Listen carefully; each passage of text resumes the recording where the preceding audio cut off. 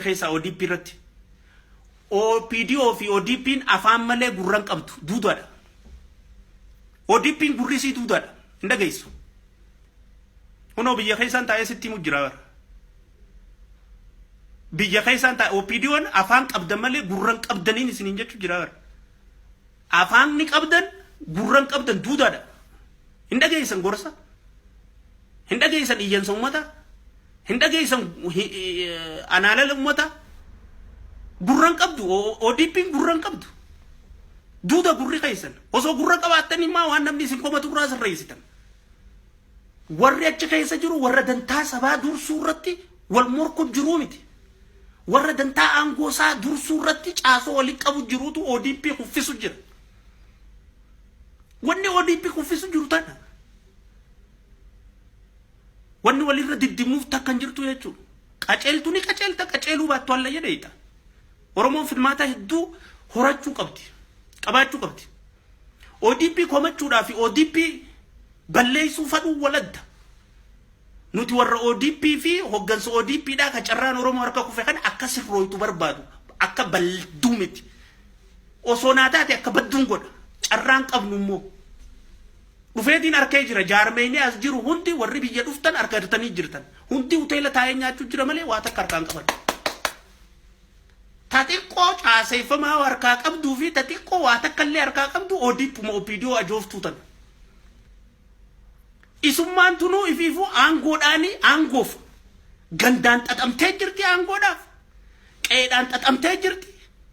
Ifi anaatu bakka pirezidantii ta'uu qabaa fi anaatu bakka maarree ta'uu qabaan hinaaffaadhaan caasoo walitti dhooytee dalagaa dalaguutti hin jirtu. Teessee dalagaa laamsheessu jirti. Wanni isin itti jirtu tana. Isinirraa gadi hin qabadhu jechuudha. Yoo sirrooytan sirraa waliif dalagu wal caasoo walitti dha'u jirti ODP'n ifiif dhukkuba badaa ifiin Tigreerraa barte yoo jiraatte ifi wal kuffisu. Dhukkubni isin wayyaan irraa baratte yoo jiraatte ODP'n muuxannoon isin muuxeeffatte. Yoo jiraatte dalagaa irra taa'anii dalagaa laamsheessanii miila wal jalaa xaraganii aangoo obboleessa jeestee aangoo irra qoruu obboleessa kuffistee aangoo irra qoruu gamaa saniin wal kuffisuudhaaf deemaa jirti jechuudha. No. Kun dhiiga Oromoo ka bara 150 as geesse qabsoon Oromoo. ODP'n OPDO'n qabsoo tana hoggantee Oromoo ceesisuu irratti qooda qabdi warri ijoo sobaa jirtan. Nuti OPDO'dhaa miti ka qabsoo tana hogganee galma nuun geesse. Namootaatu qabsoo hoggane. Lammaa Magarsaa qabsoo hoggane. Abiyyi Ahmadii qabsoo hoggane. Qaama jijjiiramaa tiim Lammaa jennuun sanaatu qabsoo qabee masaraadhaan shufeera ta'ee geesse. Qaama aktiivistii ka ala jiru fi ka keessa jiru wajjin walii galanii. Juwaaris dabalatee. Namoota biraatis dabalatee aktivistoota xixiqqaa fi gurguddaa hunda dabalatee warra waan kanaaf falmu hunda dabalatee qeeroo wareegamtees dabalatee qabsoon akkasitti fiin qabaate dhugaan jirtu tanarraa walirraa hir'isuu fi walii da'uun taatu akka OPDO'tti miti akka Oromootti seenne masaraa qooda immoo as baatanii qabsoota abbummaadhaan fuutanii qabsoota masaraan geessanii Oromoo hoggansa cawumsaarratti mataa taatanii deemuudhaan akka jaarmeyaa fudhattan. San keessa immoo qaama biraa keessa neexanii deemuu irratti eegallii bareeddaa eegaltaniiti jeneraal Kamaal faafitti daatanii if keessaa baasu. Maamad Adamoo faafitti daatanii if keessaa baasu. Amma Maamad Adamoo if keessaa baatanii OBN maali wanni boqqolloon deddeemtu tun miidiyaan deddeemu kun qushaasha gaarbeeja feesbuuka keenya kan hangeenye jechuudha. Wanni achi keessa jiru deemaa fi hojjetamu jira hundi ta nama jibbisiistu. Hin qabnu jechuudha miidiyaa. Miidiyaan tokkichi nuti qabnu OMN'dha. Tuqama isaatillee kan nuti hin barbaanne. Dhugaan jirtu tanu. Wamma fadhe saaxiluu, abbaa fadhe walloluus, abbaa fadhe saaxiluus dantaa Oromoo irratti ka ganamaa galgalanii dalaga jee karaatti fakkaatteen dalagu jiru OMN'dha. Ka boqqolloo kun gabaasa kijibaa, adeemsa kijibaa malee hujii silaa akka dhaabaattu akka mootummaattu waan dalagu qabu waan silaa bara OMN'n dalagu jiru falmuudhaaf furu. Onneeun qabu OBN kun onneeun qabu war ana masila OBN irratti laafi na godhani OMN waan dabarsu yoo naan taane waan san abbaa waan san dabarsu jiru wajjin mormis seene yaada kiyya moofachiisuu irratti fi yaada kiyyaan caalmee argachuu irratti dalagaa bar Oromoo bayyanachiisuu yaamti tun والمركون جامت إني أني سنون كابو جتشو ده كنا كذي هو يمين نركب في الرتل باجا أو بيني نجا مالي بقولو ده garbage wanni gandaan jaaramte akkanuma taati wanni amma OBN narkaa qabdu hundi waan gandaati wanni isin deemtu waan gandaa wanni isin dabarsitu waan gandaa wanni isin ooftu waan gandaa waan oromoodhaati miti teeyatteeti mootummaa kanarra nama kaasuudhaaf dalagu jirti OBN caafeffamasiiti immoo yoo laalte ka mootummaa hin arkan duudaa dhagaa gurri duudaadha hin dhagaan gurraan hin dhagaan namni gisee Muhammad Adamoo maa buustan jaan gantummaadhaaf Muhammad Adamoo maa buustan jaan an ganda kiyyaa Muhammad Adamoo maa buustan gisee jiru ganda kiyyaa miti achi dhumata General Kamal maaliif aangorraa buustan gisee jiru wayi ganda kiyyaa haqa qabaafin maa aangorraa buustan jaan hin dhageessan gurraan har'a wanni isin gootan hundi garagaltee isin irratti rasaasa qoree irra gattaa'uun ta'anis ta'ee isin waraanuu jirti jechuudha maaliif badii isin hojjechuu jirtani gurraan dhaga'uu diddurraa Muhammad Adamoo buusina isin jenne isin kadhacha diddan ni beeynettani laaqatan OBN zero deebistani ififis baxxaqtaatan General Kamal buusina isin jenne hibuustan yaa'i keessa hojjiseentan ammallee isiniif dhaamnaa jechu General Kamal wajjin morkii hin barbaachisne keessa waliin hin seeninaa jennee isinii dhaamnaa jechu akkuma gaafa Juwaar isinii dhaamaa turretti Juwaarillee morkiin taane keessa wajjin seenina ifitti maxxansaa wajji hojjedhaa wal qabadhaa lammaan Abiyyii fi Juwaar adda bahuun taan dhandhaarraa sadeen qabsoo Oromoodhaa bilisummaa Oromoodhaa nuu affeeluu dhandhaarraa sadeen keessaa tokko irrisuun hin ta'u ammallee ejjennooti ammallee akkasit deema General Kamaalillee ammallee walitti hin bu'inaan dhaabbadhaa walirraa yoo tokko karaa badee jalan badinaa wal deebisa hobo wal dubbadha haraarra wal deebisa yoo dhugaatana wal dhageessan qofa kursiin isin irra teessanillee mismaarri irraa xiqqaachaa deemu yookiin wanni isin gootan hundi mismaarri hundutti isin dhumu jira hin agartan isin bakka irraa dhawamu jirtan hin agartan isin keessa taa'ee warra isin irra dalagu jiru jira nuti ni garraa bara anamma qabaatii lameen as jirutti hedduun argu jira waan isin itti jirtan hunda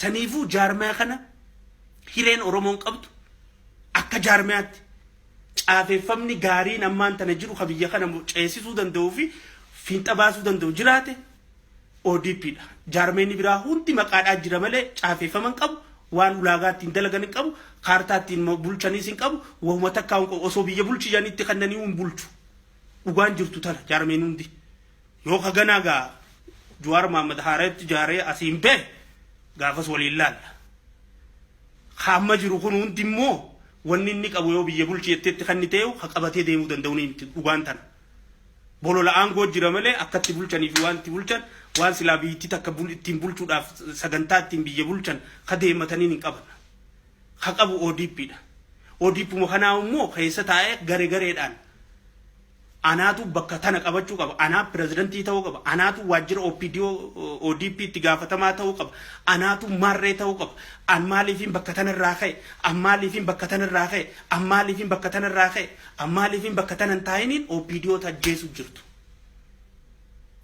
maaliif ummanni keenya boolee bulbulaa keessatti lafa qabaatee jaarrachuu hin dandeenye ta'ettu qubaa hin qabdan aangoof ca'u jirtan malee maaliif ummanni keenya dirree dhawaa keessa dhumu jira irraa'uu quban qabdan aangoof ca'u jirtan malee maaliif ummanni keenya lafa wantaa keessatti maaltaa irraa'uu quban qabdan maaliif ummanni keenya maaliif lafti karaan gaara mul'ataa takkaatu amata dhagaan lammaa magarsaa amata meeqa dura kaa'e ilaa ammaatti karaan hin tolini irraa'uu quban qabdan maaliif karaan biraa tolee karaan Oromoodhaa karaan baadiyyaa Oromoo kun hundinuu arrallee ulfa nama garaa darbaa irraa'uu quban qabdan akkamittiin obboleessana dura jiru kana caasoodhaan dhahee an aangoo isaa qabadhee itti gaafatamaa ta'an ta'arrallee ODP macheessitee ari'u jirtu jechuudha. Dhukkubni badaan ODP nammaan tana deemu jirtu. Ifirraa qulqulleessaa isiniin jenna dhukkuba kana. Dhukkuba kana gubbarraa ilaa jalaatti ifirraa qulqulleessaa. Warra ODP keessa taa'ee caasaa jaarratee gubbarraa ilaa jalaatti hokkara uummata naqu jiru jira. ummata balleessu jiru jira ummata jeequ jiru jira caafeffama isaa kanuma taa'ee ablee muratee bakka niiraan jirtu irraa waa muratu jira ammas muriga taa'eetuma niiraa guuru dalagaansa akka nama gaagura keessa deema baasutti taa'eetuma ablee qabatee niira guuruurra taa'eetu jira jechuudha hangawaan mootummaa keessa jiru. Taa'eetuma akkuma nama gaagura keessa niiraa guuruutti naasuu takka malee taa'eetuma niiraa guuruu jira jechuudha. Kun dhaabbachuu qaba. Dhaabbachuu qaba. Gaafiin nuti Oromoon irra walaasa'uu qabnu akkamitti aangoo walirraa fudhanna ta'etu osoo hin ta'in akkamitti uummata keenya gadadoo amata 27 keessa turanirraa if dura akka caan taasisna.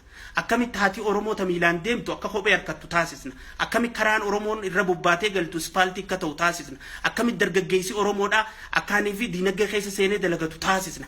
Akkamitti barattoota Oromoodhaa biyya alaa baasnee akka baratan taasisna. Arrallee iskoolaariin biyya alaa deemu jirtu eenyu liistii ilaalaa deemaati. Naannoodhaan. Akkamitti ilmaan Oromoo qeyroo tana if dura ceesisuu dandeenya ta'ettu namni warni irra wal loluu qabnu tana. Jireenya saba keenyaa jijjiiruu irratti jireenya uummata keenyaa jijjiiruu irratti akkamitti Oromoo Finfinnee keessatti abbaa lafaa goona akkamitti Oromoo abbaa qabeenyaa goona akkamitti Oromoo abbaa diinagdee goona akkamitti Oromoo abbaa dukkaanaa abbaa fooqiidhaa abbaa minibaas hedduu Finfinnee keessatti baasa hedduu naggada adda addaa keessa seenanii akkaataatti Oromoo Finfinnee kana keessatti ijaartee sosoo qabdu karra dalaguu caasaatan. Caasaan akka waan boru aangoo irraa fuudhamtutti ifiif maallaqa ari'u ifiif walirratti dalagu ifiif gamaa wal kuffistee aangoo qabachuuf ca'uu malee waan uummata keenyaa keessa laalaa fi adoottiin isaa mul'isaa jiran takka illee hin jirtu. Hanqina guddaadhaa jira jechuudha manaan. Hanqina guddaadhaa jira jechuudha. Kun sirraa'uu qaba.